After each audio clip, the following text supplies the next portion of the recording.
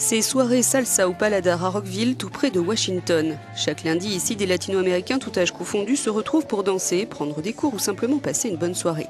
La plupart sont nés aux États-Unis, mais leurs parents ou grands-parents ont immigré de Cuba, Mexico, Puerto Rico ou du Salvador.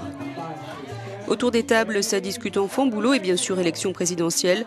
Plutôt catholiques, commerçants et très familles, les latino-américains votaient habituellement républicains. Mais depuis une dizaine d'années, ils apportent massivement leur voix aux démocrates.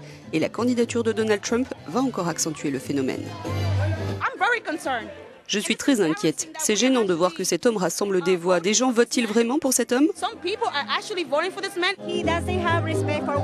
Il n'a aucun respect pour les femmes. Alors nous, en tant que latino-américains, je pense que je ne suis simplement pas d'accord avec lui. On va dire qu'il n'est pas mon favori.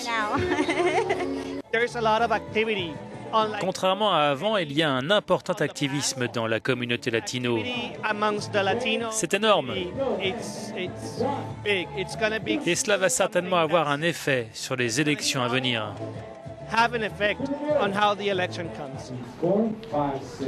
Donald Trump ne suscite plus aujourd'hui que répulsion. Traiter les latinos de violeurs et de voleurs, vouloir construire un mur le long de la frontière mexicaine ou encore qualifier une ancienne Miss Venezuela et Miss Univers de Miss Peggy ou Miss Ménage scandalise toute la communauté latino-américaine.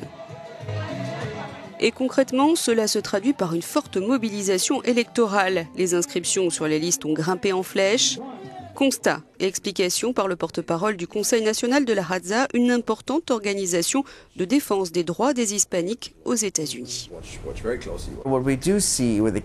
Ce que nous constatons, c'est que les deux candidats ont des interactions complètement différentes avec la communauté latino. Ce